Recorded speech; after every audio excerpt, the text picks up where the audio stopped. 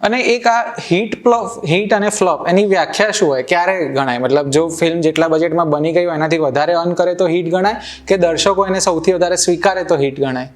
દર્શકો સ્વીકારશે ત્યારે જ એ પૈસા કમાશે, એટલે એક્સેપ્ટન્સ ત્યારે જ આવશે. પણ કેવું હોય, જેમ કે અમુક ફિલ્મો એવી હોય કે ફિલ્મમાં અલગ અલગ ગણિત છે, ફિલ્મ બનાવી, લોકોને પસંદ પણ પડી, પણ કોઈક ફિલ્મ એના પછીના વીકમાં એવી આવી ગઈ કે તમારી ફિલ્મને સ્ક્રીન જ નથી મળતા.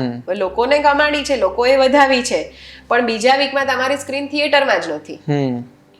તો એમાં તમે એને શું કહેશો, હિટ કહેશો કે ફ્લોપ કહેશો? તો એમાં તમે એને એવું જોવું પડે કે હા, લોકોને ગમાડી છે. પણ આવું ગુજરાતી ફિલ્મોના કેસમાં થાય છે, હિન્દી ફિલ્મોના કેસમાં નથી થતું.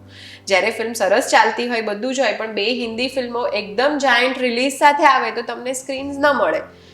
મારી પહેલી ફિલ્મ પ્રેમજી હતી, તો પ્રેમજી બાહુબલીની જોડે રિલીઝ થઈ હતી, અને બીજા વીકમાં બજરંગી ભાઈજાન હતું.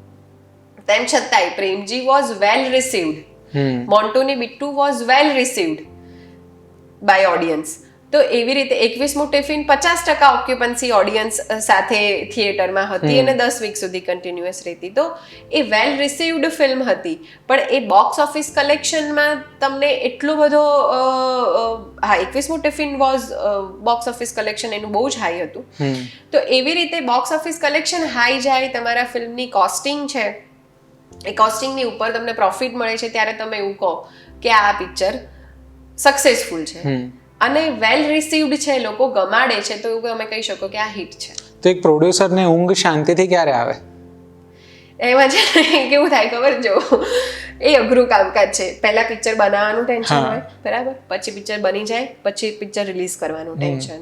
જેમ કે એક્ટર્સનું તો થઈ ગયું, સીન ભજવી લીધો, પતી ગયું, પછી એમના ભાગે કઈ રહેતું નથી. એમના ભાગે પછી પ્રમોશન આવે, એટલે કેવું કે પિક્ચર રિલીઝ કરવાનું ટેન્શન, બરાબર, રિલીઝ થઈ ગયું, અને જો તમે ધાર્યું છે પરિણામ નથી આવતું તો ટેન્શન રહેવાનું જ. અને તમે ધાર્યું છે એના કરતા તમને સારું પરિણામ મળે છે, તો પાછો એ તો છે પ્રોડ્યુસર, એટલે એને પછી શું થઈ જાય, હવે બીજું નવું શું કરું, કે હવે મારી પાસે બધું જ છે, એટલે હવે મારી પાસે બધું જ છે, એટલે હવે હું બીજું શું કરું એમ. એટલે હવે એમાં પછી એવું ના થાય કે ક્યારે ઊંઘ આવશે એમ. જ્યારે તમને આમ એવું થાય કે થોડુંક રિલેક્સેશન મળે છે, ત્યારે તમે આમ થોડાક ચીલ થઈ જાવ એમ. બાકી એવું કશું હોતું નથી કે આમ એકદમ પ્રોપર હા ચાલો આ પત્યું પછી હવે થોડોક આરામ કરી લે. તો બ્રેક લેવાનો કે નહીં લેવાનો બે ફિલ્મ વચ્ચે? ના, એવું ક્યાંથી થાય? હવે ઘરમાં જ બધા જોડે જ હોય, એટલે કશો બ્રેક ના આવે એક બી પ્રકારનો. તો એવું થતું હશે ને, જેમ કે અત્યારે કસુંબોનું પોસ્ટ પ્રોડક્શન કે પ્રમોશન ચાલી રહ્યું છે, તો જ્યારે વિજયભાઈના માઇન્ડમાં ઓલરેડી કોઈ સ્ટોરી હશે જેના પર કામ ચાલુ થઈ ગયું હશે, તો તમને અગેન તમારા અંદર એ પ્રોડ્યુસર થાય કે આનું પતતું જ નથી. એટલે એ તો એને ક્યારેય પતતું જ નથી. એટલે મને તો હજુ કોક વાર એવું થઈ જાય કે એક દિવસ તો આરામ કરી લે એમ. એટલે હા, કરવાનું જ છે આપણે, પણ અત્યારે મગજમાં આના વિશે વિચારીશ નહીં એમ. થોડુંક રિલેક્સેશન આમ હોવું જોઈએ એમ.